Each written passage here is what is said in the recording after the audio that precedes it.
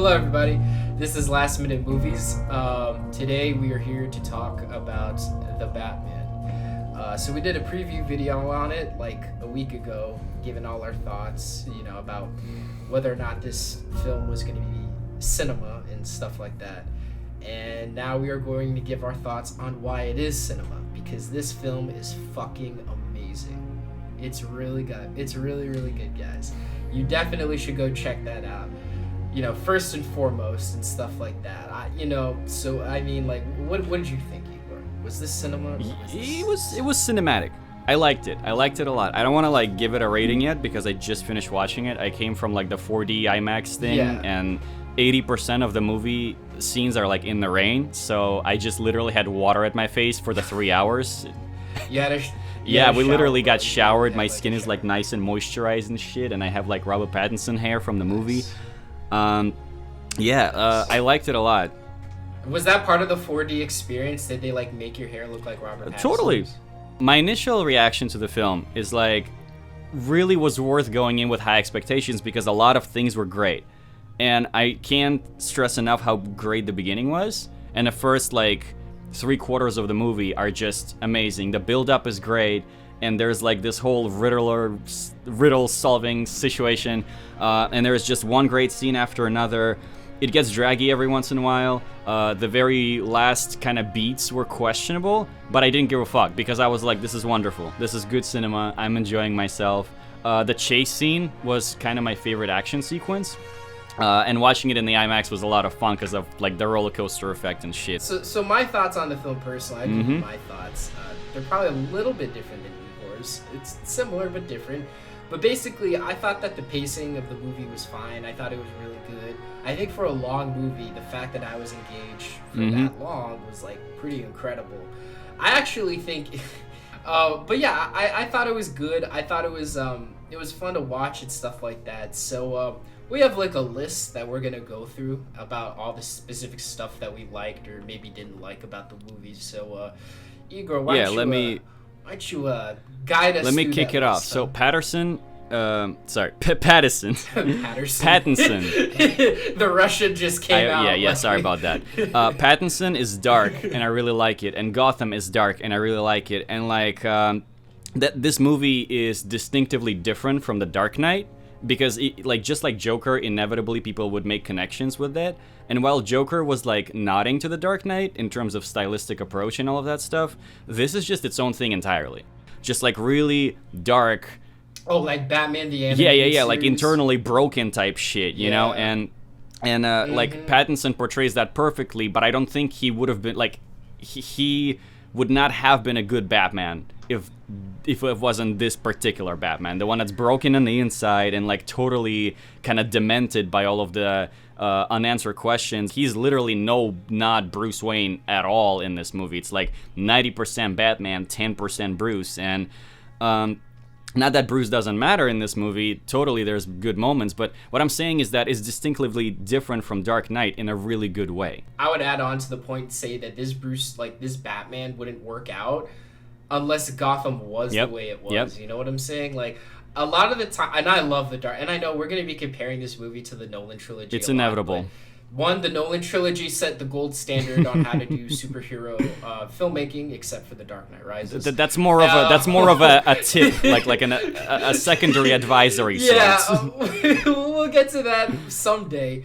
But one thing that I never and this more so happened in The Dark Knight, because Batman Begins I actually think had a really decent good tone for Gotham, but The Dark Knight kind of threw that away, and it felt odd because they're Batman's Gotham.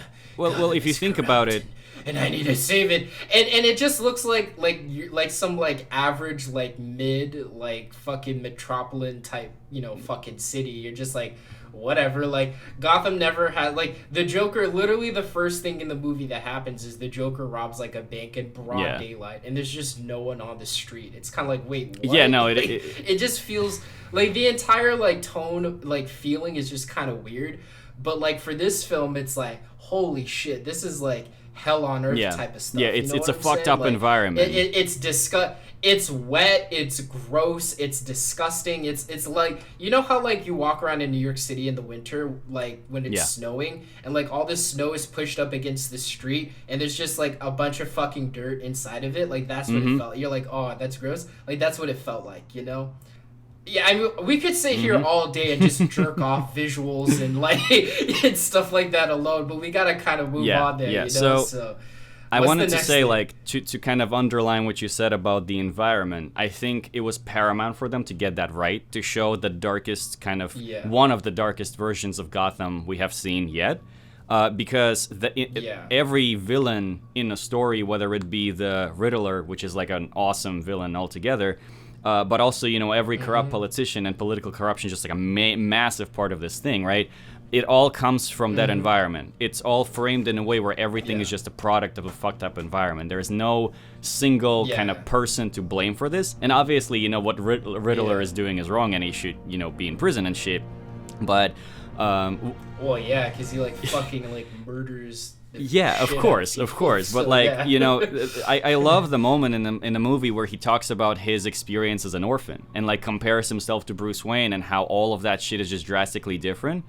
And like to me, that kind of exposition just pushes that even further. That like they're all products of their environment: the villains, the heroes, the politicians, and the people themselves. Especially Batman.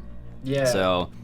Yeah. It's really like there's like a real cool like nature versus nurture kind of like thing going on with Gotham and the residents, you know, is it's like, is Gotham just itself just like a fucked up terrible place, or is it the fact that like the politicians and the corrupt nature has just completely nurtured Gotham into being this hellhole, you know? Like it asks you as the audience to come up with that conclusion for yourself, and I just think it's like a really cool thing. I completely agree with that. Now, let's talk about the villain, right? He has like 10 minutes of screen time total, but he totally fucking steals them. Yeah. Like, the scene I mentioned earlier and pretty much every other scene he's in, he is so on point, and it's not that I'm scared of him, I'm scared of the shit he's capable of, you know? I'm scared of him. That guy's fucking unhinged and terrifying. He's the kind of person that, like, confesses his love to you and then, like, gives you his fucking, like, toe or his... No, you see, yes, absolutely. It's just, horrifying, you see, like, if I was to encounter him on a street, I would be able to beat the shit out of him. But if I was to encounter Joker on the street from The Dark Knight, I would run away and be scared. So, run. Like, in this case... Because he's possibly also, like, a soldier as well. I'm really scared of that dude's, like, you know, incel team that he puts together. I'm really scared of the shit that he's capable of when he organizes. But him as an individual is not threatening. And pulling something like that off and actually making him scary within 10 minutes of screen time, like, it takes some insane writing and acting skills, I can tell you that. And the movie has that. The writers really...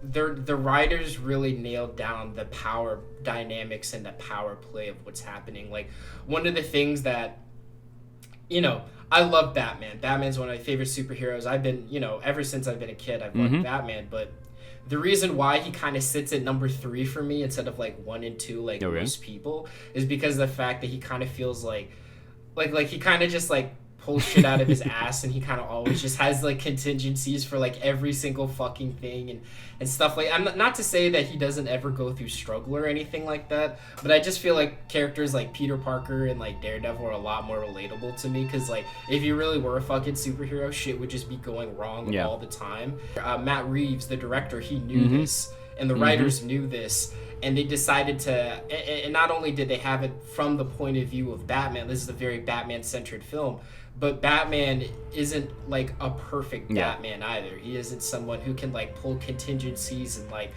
crazy ass alien weapons out of his asshole. Yeah, like he gets kicked. Like he gets kicked. Like his shit kicked in. He passes out a couple of times in the story. He gets fucked up. He gets blown up. He gets shot with a fucking shotgun in the chest. Like, it's pretty intense, you know. Like, it really feels like it's kind of jarring at first because you would think this is like a negative reaction, but like the first time I saw Batman come out of like the alleyway, I kind of laughed a little bit. One, because I was like, oh yeah, they're gonna get their shit wrecked, but also because it really, like, the tone that set this film really made it feel like there's this like crazy ass fucking bat guy in like a bat costume just running around beating the shit out of people. Like, you understand why they are scared of him in that sense. Yeah, like, it felt so like real world to me, and it wasn't because of the fact that, like, we're gonna get this later, but it wasn't because, like, you know, like, yeah, he's like this, you know, person of the night, but it really just felt like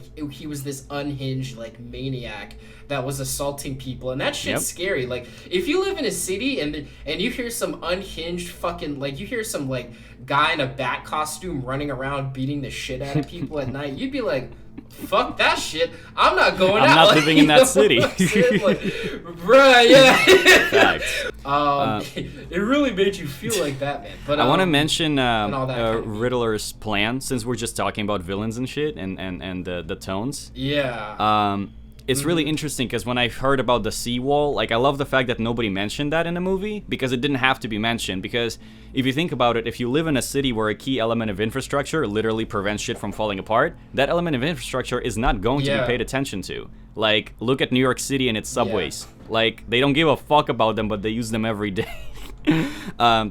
Oh yeah, the subway is the most realistic subway I've ever seen. 100%. I was literally in it just now. Yeah, I was like, what, am I about to go to Brooklyn or some shit? Yeah, that's my regular F-train experience. It's literally what it feels like, yeah. With that in mind, right, like, I just want to talk about the seawall, because many of you probably know, but New York City is actually building a seawall. There's a massive seawall project that has already billions of dollars kind of put down for it, and it's supposed to defend the Manhattan area and, like, pretty much the entire urban area of New York City from the rising sea levels.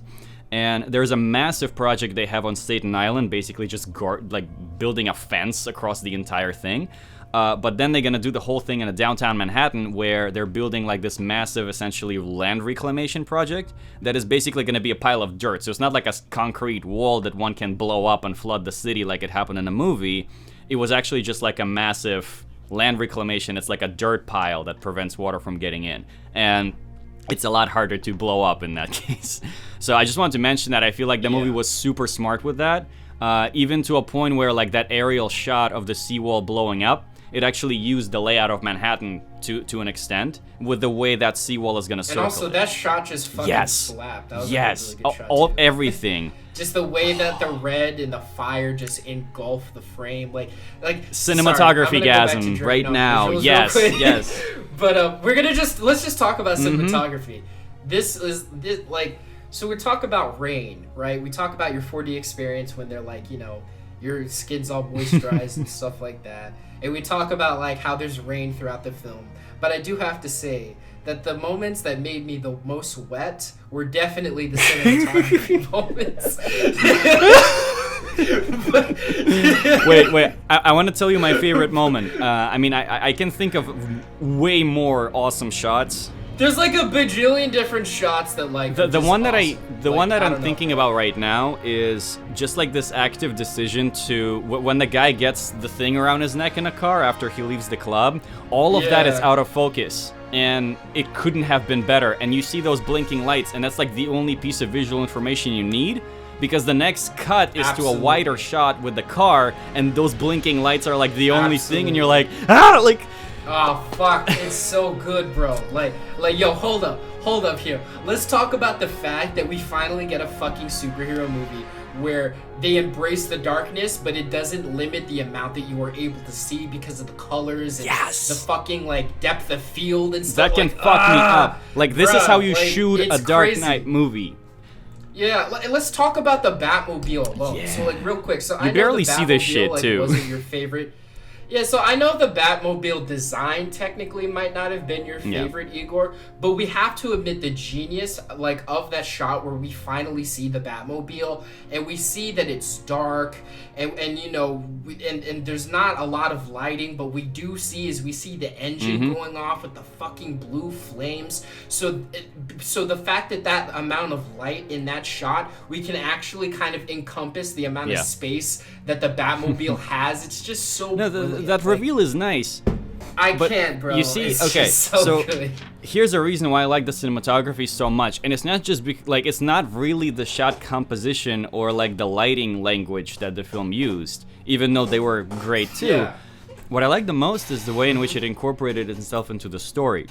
Because there are moments that the camera is telling us that the story is not focused on at all, you know? Like, those are two different storytelling devices almost, and not a lot of movies rely on a visual in that way.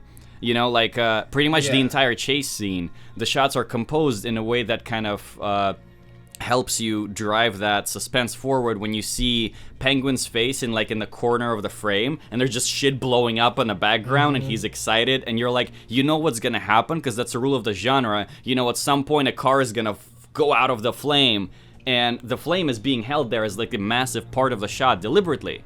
And it doesn't happen. And that's how the cinematography fucks with your perception as the audience member. And it was done that way because of an incredible grasp of the pacing of the story within every specific scene, within every specific shot of the movie. Yes. And the thing, and this is my final point about this, because I could... visuals are so good, but and I'm usually the guy who geeks out about the writing and the story and stuff like that. But even I was like, all right, bro, this is What's your final point?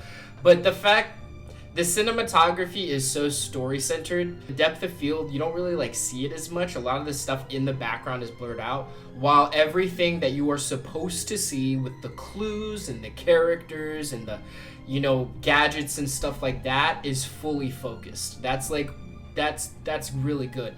And I think it works exceptionally well for a murder mystery, because everything that's important that you have to see is right there. It can be highlighted, while the other stuff is not that important. And the stuff that's in the background is maybe lights and stuff like that to make the shot look even better. So it's just brilliant. It's very stylistically driven. It's story driven. It's a really awesome concoction, and I love it. A lot of things to love about this film. People who say it's mid, there's a lot. It's definitely I can't tell you if this is the best movie I've ever seen. John, I'm looking at you, John. This shit is not mid tier. I'm gonna fight you on this. Hey, okay? You're welcome to write a response to us saying why it's mid. I would love to hear your opinion, because I do think it's above mid. It's definitely above mid. It's hard to call it a mid movie. No, we love you, John. We love you, John. Shout out to John Custer. So let's talk about corruption, because there's a scene that I love the most in this, that I think, to me at least, I thought that my favorite scene would be the scene from the trailer when the car breaks into the church.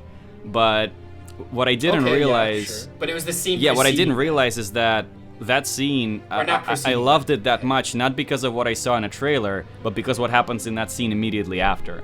When he's sitting there with a robot next to him, and when he's talking to the Riddler on the phone, and then his head explodes, he literally gives away his individual choice of becoming corrupt. He's like, how much do you cost? He's like, 10K, I don't want to die, It kind of... That was definitely the best scene. That scene was there to really expose human nature of every corrupt individual that is implied to be corrupt in the society of Gotham, in whatever society it is, politics, business, or just regular people. And that scene just painted such a vivid image for me, right, of the environment fucking those people up, of every level, right? This environment, this type of approach, the society that kind of no longer believes in itself, it allowed this businessman to take those steps. It allowed the DEA to be sold out for 10 grand. It created the villainous Riddler because they couldn't fucking support orphanages properly, and babies would die all the fucking time, To me, that scene alone underlines the true villain that Batman is fighting, and it's people's lack of faith in their institutions and themselves, right? Because the world around them is so incredibly dark that most of them would not ever try to do positive change. Most of them would just try to do everything they can to survive in it, and most of the time it means just playing like, along like with if the you know darkness. what you know what I would Mm-hmm. you know and exactly and you know what I would do if I was Batman when Selena said come with me. I'd come with her. I'd be like, see you, Gotham. I'm out of here. Yeah, honestly, I mean, look, I'm leave, saying bro. this like it would be hypocritical of me to say that I would stay because I'm an immigrant. I moved from another country that I did not like to move to a better circumstance that is, here. So like I did the same thing. I didn't. That's actually interesting. Like as an immigrant, like how do you like? You have like a whole other perspective of this movie that I don't. Oh yeah, really well, have. I mean, again, I'm looking at it in a much more context of think of American that. society, because like people from the U.S. that watch this movie, they see it as like an allegory for like life as a whole, because Americans tend to think that their worldview is the universal. That everything is about America. Yeah, but yeah, well, this Yeah. brings us actually perfectly to this to my main point, and I think like this was my favorite kind of moral theme of the movie that it presented us with, which is this idea of questioning your government, right? Like this idea that the government and the institutions around you can be corrupt and might not function in your best interests. And people who think that they do and people who refuse to question them are more likely to be benefiting directly from the way those institutions currently stand as. You know what I mean? With with the amount of corruption we've been introduced to in the movie, ranging from people's individual choices to become corrupt, to elements of more organized and more broad society being corrupt, to Bruce Wayne introducing a pile of money to make a better difference, and then a bunch of people trying to make a quick buck out of it by creating a fake DEA bust. That shows us a world that needs help, right? And I guess my angle on this as an immigrant is that it's showing us the U.S. politics as we know it right now. Yeah, I was just thinking I'm just thinking as soon as you say like race, like that, like incredibly like butthurt, like Ben Shapiro Republicans just gonna be. No, you see, like this is, in my Like, opinion, that is no. why they hate this movie. Is because this film inherently wants the audience member to question their belief system, to question whether or not their government and their institutions function in their best interest, and it's important to question it. Absolutely, and that's why a lot of people do not like this film, folks. So when you see like negative reviews and stuff like that, people are like too dark or it's too woke, right? Too woke, whatever the fuck. Yeah, and this film recognized we could improve. Batman can improve, Gotham can improve. Like, we can all improve. Like, I don't understand, like, why it's a bad thing to want to be better. Like, it's weird, dude. Yeah, neither do I. I mean, again, American society... And it's real life, yeah. American society is like that. Like, we don't take, like, a lot of people are like, we don't need to improve. I've lived here for 10 years, and I still can't better? fully grasp it, because this is not, like, I wasn't exposed to this type of history, you know what I mean? Like... I have my own baggage of my own country's bullshit, but this really good points is what I'm saying. This movie is not only making good points in general; it makes really good points for this particular society in the United States. Anyway. Yeah. So it's just like the commentary there is. It's good. People say that it's shallow or it's bad or it's mid. It brings up really good ideas. You're like, what kind of idea do you want to plant into just like a regular audience member mind? How would that be helpful? I think this will be helpful, and I'm like, yeah, I agree with that 100%. If I want movies to have messages like that, because it helps. I don't want to use the word educate because it's not an accurate word, but like you're basically educating your audience. You're making assessments, right? That's how you use your art to make world a better place, right? It's entertainment, and they're entertained in the process. That's what makes them watch it in the first place. Yo, you spitting facts right now. Come on, by putting the right moments into your story, you're fulfilling your responsibility as a filmmaker, and just putting out thoughts out there that make it better. Man and what he's saying. Thank you, Ali. I don't think I need praise. I'll do it anyway. No, I'm just saying. No, I'm just saying. You're absolutely like the way that we're like this is how I view the film. This is how you view it. I just think that, like, you know, we on a same. Oh, yeah. Two, it's like absolutely. This is just what. Yeah. Speaking of which, you notice how Ali and I are was- like we come from very different places, but him and I completely agree on the main kind of points that this movie's trying to highlight. Just goes to show that maybe it's Yeah. universally correct to an extent. Question mark. Yeah, maybe. I don't know, guys. It could be the fact that maybe the fact that Bruce, even though he's a rich elitist, can also understand the pain and the suffering that any other normal person can understand, and therefore he wants to help. I don't know, guys. Maybe that's what it Speaking means. of- Maybe we're all speaking of connected, help, we all need to help Speaking each of other help, out. right? Yes. I want to talk about the final scene because a lot of awesome things happen there. And like to me, that meant a lot of really specific things, and they were just really powerful. Because it's like, what makes someone a hero in that sense, and why do we even need them? Yes. So what I'm trying to say is that end of the movie, the like Gotham is flooded. There is thousands, if not tens of it's thousands of casualties out there.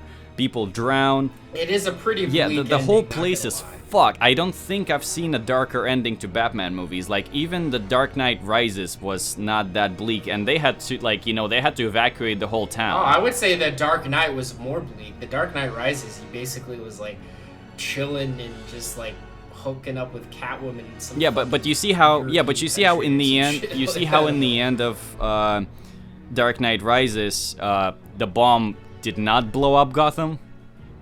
You know, they managed to fly it away. In this case, the bomb explodes. The worst possible case scenario that the villain was hoping to achieve happens. Right? The city is flooded. Well, and So yeah, I mean, here's the thing. I can't believe I'm about to defend The Dark Knight Oh. Rises.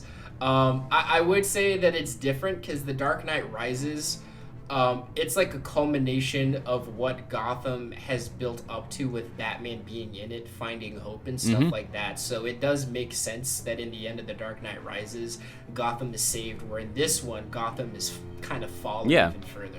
So I will defend The Dark Knight Rises. When I mean, it comes to fair. that, but you rarely are gonna catch You know, me seeing. You're rarely gonna hear me defending The Dark Knight I see your Rises, point okay? because at least in Dark Knight Rises, Gotham was something to save in the first place, and in here it's painted as such a shithole that you're like, why would you even save it?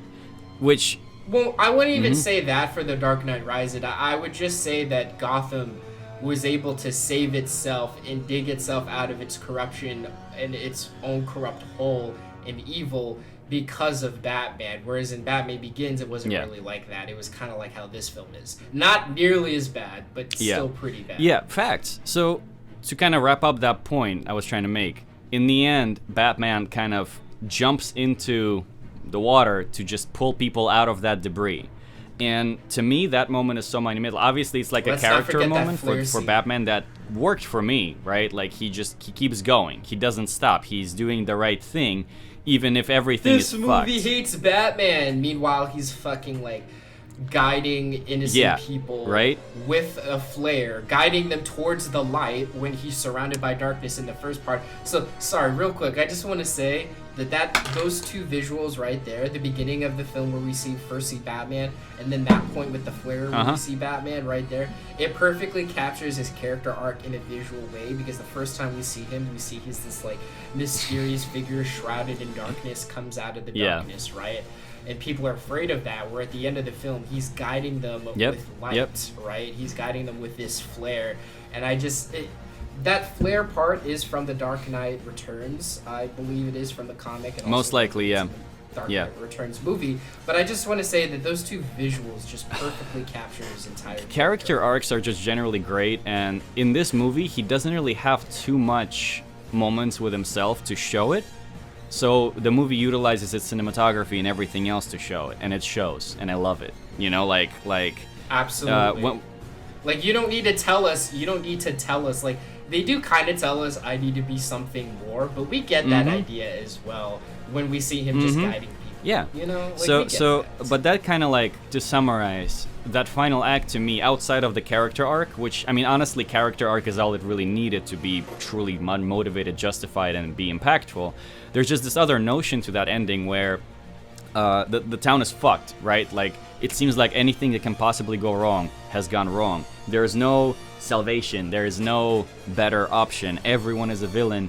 But a true hero, somebody with true intentions, somebody who just wants things to be better, is not going to be stopped by any of those things. While most people in this situation would give in to apathy and try to run, which is kind of what Catwoman does, right? Like, she leaves. She doesn't want to be there anymore. She doesn't want to subject herself to it. But he is so determined that he stays. And he becomes the leader of these people despite the fact, like, you know, he leads them out with that flair, despite the fact that there's absolutely no reason for any of them to stay in that broken system, in that broken place. But they're there and they need help. You know what I mean? I'm almost confident in saying that if the beginning of the film started with Gotham flooding like that, I might even go as far to say that Batman might just like be like, fuck, you know, but the fact that he goes through this growth in character arc to learn what it means to be a hero instead of someone riddled with vengeance. Get it? What I did get it? But yeah, it really, that wasn't even intentional. It just came out of my mouth. Yep. But yeah, like I just think it's really good. It's really dope. Yeah, yeah. Really you should really check it out for yourself. It's not a perfect film, but it has so many awesome moments and so many notable scenes and so many great performances. And yes, the Catwoman could have been a little more involved, and yes, this like other characters were so I was gonna say, like, when it comes to like flaws with the movie, and there's not a whole lot of them. I was, as I said earlier, I think the ending scene with like the Riddler and the Joker, I get why Matt Reeves put that in there. He even explained it like on YouTube, like they uploaded a video of him talking about that scene through like IGN or Comic Book News or some shit. And he said this is to show, like, now that Gotham has a power vacuum, this is to show what can happen. But I don't know, it kind of just like, the Joker just like, it depends on what kind of like Joker they're going to do. But one, I'm kind of Jokered out. Yo, me too. Also, he kind of just didn't feel that right for the tone of the film. So, to be honest, I really think you could have cut that scene and instead maybe even replaced the scene with a scene of him as Bruce Wayne helping people out as well. You and your Bruce Wayne thing. Well, so hear me out, okay? In defense of Bruce Wayne, the character in this film, the film draws attention to the fact that Bruce Wayne could be doing more for Gotham. And yeah, we know he's Batman, so it's also supposed to be like tongue-in-cheek kind of shit as well. But it does raise true shit because, you know, I think Bruce could help in places Batman couldn't. You're absolutely right. Exactly. I think Batman, like, a lot of people are like, well, Batman's stupid because Bruce Wayne could just help out by himself by donating. And then other people are like, well, Batman can only help out because, you know, Gotham is so corrupted, blah, blah, blah. And I'm like, I think there's a place for both as well. I think that you can have Bruce Wayne helping out, and you can also have Batman helping out, guys.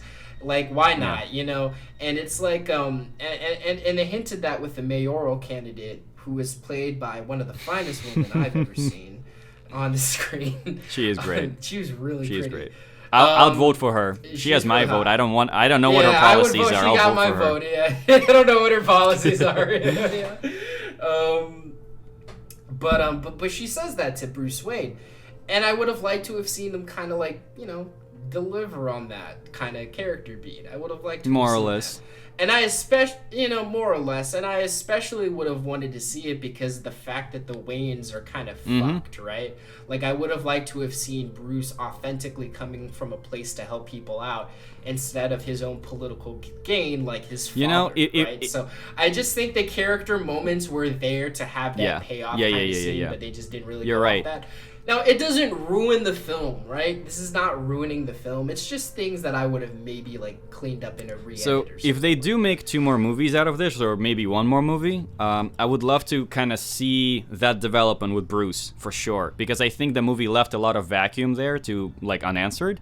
I want to see him master Bruce Wayne as well as a character. To just, like, do the right thing as much as Batman does, you know? Another thing.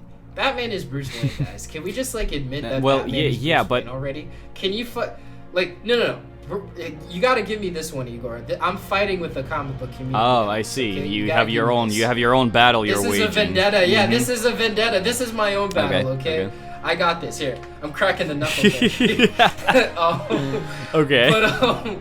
But we need to admit we need to like admit this to ourselves. Like Bruce Wayne is Batman. Batman is Bruce Wayne. I don't know where the fuck people have gotten this idea where they're like completely like where it's some kind of like Tyler Durden it ain't shit. Like, they're not the conflicted with each other. Okay?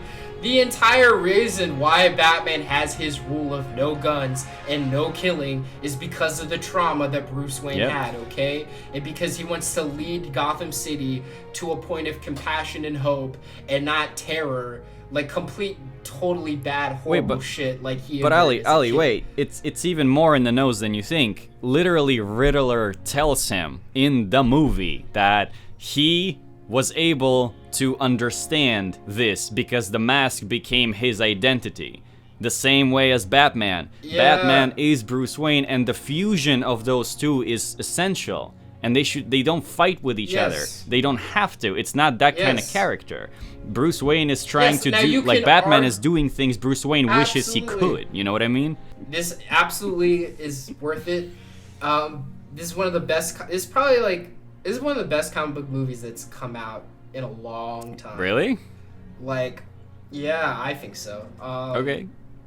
I mean, there's ones that I like, but this is a different level, right? Like, I like No Way Home, but this is a different level, you know? Make it a fuck ton of money. WB has already started saying that they're going to start setting a precedent where they're going to start focusing more on filmmaking and directorial vision than just shitting out like blockbuster money grabbing. Something they should have done all along? So this movie is really something they should have done. It's like that's how good movies work. That's like have worked since the beginning and the business people didn't see it? So this is a really important film to like.